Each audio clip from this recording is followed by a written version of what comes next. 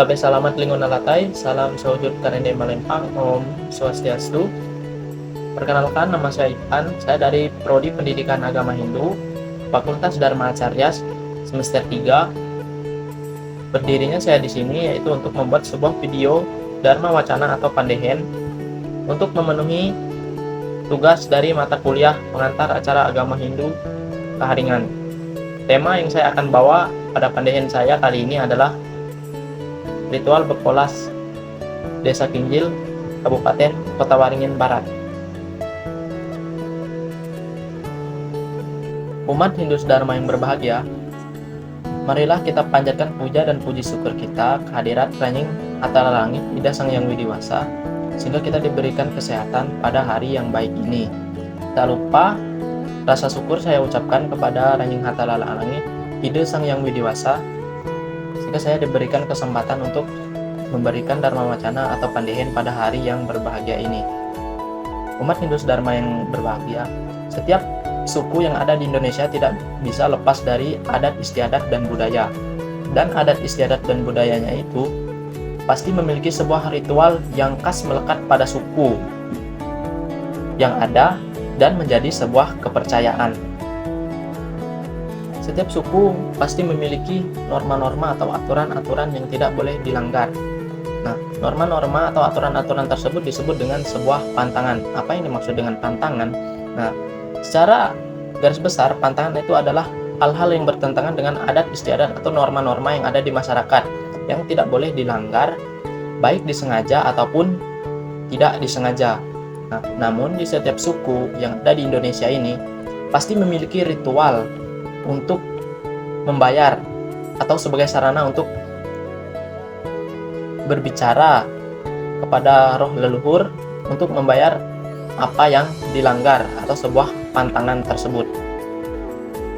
Nah, umat Hindu Dharma yang berbahagia, sesuai dengan tema saya tadi, saya akan mengulas sedikit tentang sebuah ritual yang ada di Kota Waringin Barat. Nah, salah satu ritual yang ada di Kota Waringin Barat yang berfungsi sebagai sarana untuk membayar pantangan-pantangan yang dilanggar yaitu disebut dengan nama ritual Bepolas. Nah, untuk membayar sebuah pantangan, kebanyakan di Kota Waringin Barat itu melakukan sebuah ritual yang disebut dengan ritual Bepolas. Nah, apa yang dimaksud dengan ritual Bepolas?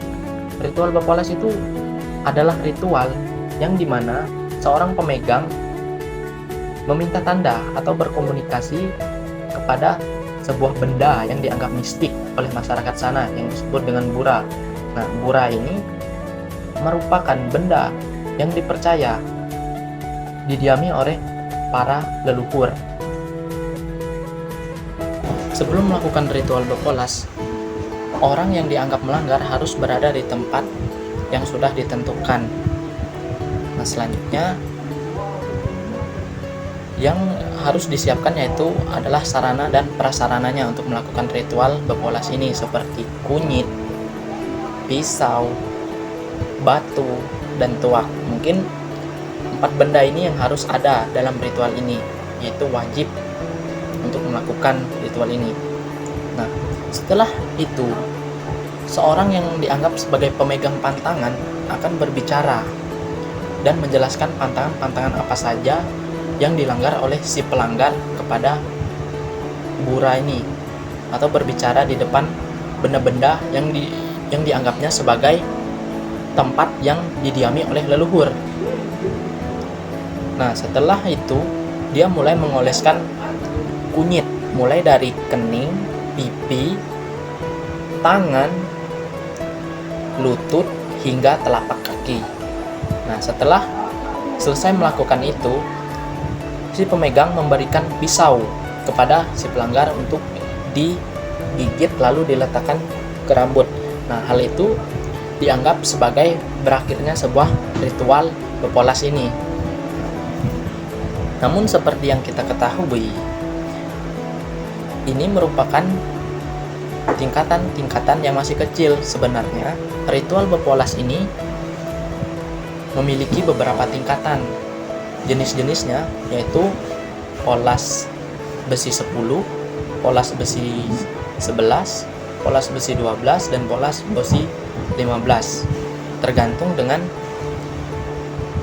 jumlah pantangan yang dilanggar oleh si pelanggar ini. Nah, jika polas bosi 10, nah polas bosi 10 ini sampai bosi 11 ini merupakan tingkatan yang rendah. Nah, di mana si pelanggar ini hanya melanggar satu pantangan. Nah, dan yang kedua yaitu polas bosi 12. Nah, polas bosi 12 ini merupakan tingkatan yang menengah, di mana si pelanggar ini melanggar pantangan lebih dari satu. Nah, dan terakhir yaitu ada polas bosi 15. Nah, polas bosi 15 ini adalah tingkatan yang paling tinggi di dalam ritual berpolas ini, di mana pelanggar itu melanggar lebih dari 2 pantangan dan melanggar pantangan di luar pantangannya. Nah, sehingga camuh antara pantangannya dengan pantangan orang lain. Jadi ini akan berdampak sebuah bentrokan yang dinamakan dengan Bandung. Nah, umat Hindu sedharma yang berbahagia, tentunya di sini pasti bertanya-tanya, bagaimana jika si pelanggar tidak melakukan ritual berpolas untuk mengetahui pantangan-pantangan apa saja yang dia langgar? Tentu itu akan mendapat konsekuensi. Nah, konsekuensi yang akan didapat bagi si pelanggar yaitu contohnya seperti mendapat sebuah penyakit yang tidak bisa kunjung sembuh. Contoh, di Kota Waringin Barat, beras, sekam padi itu sangat disakralkan. Nah, hal itu membuat hal tersebut tidak boleh diganggu-gugat. Contohnya seperti dibakar, itu tidak boleh. Contohnya seperti padi yang habis dipanen, itu digiling, itu tidak boleh. Itu tidak boleh dilakukan di daerah Kota Waringin Barat. Apa yang terjadi jika melanggar?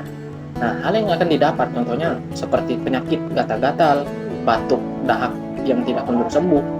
Nah, itu yang bisa didapat sesuai dengan apa yang dia langgar. Nah, itu merupakan salah satu contoh yang saya berikan. Nah, apa yang bisa kita tarik kesimpulan dari penjelasan saya di atas? Saya mengajak umat Hindu sedharma untuk menjaga adat, istiadat, dan budaya. Karena apa yang terdapat dalam adat, istiadat, dan budaya itu berkaitan erat dengan nilai-nilai agama yang kita jadikan sebuah kepercayaan. Mungkin sekian Dharma Wacana atau pandaian dari saya. Semoga bisa bermanfaat bagi umat Hindu sedharma. Saya akhiri Dharma Wacana saya dengan mengucap Paramasanti. Om Santi Santi Santi Om Sahaya.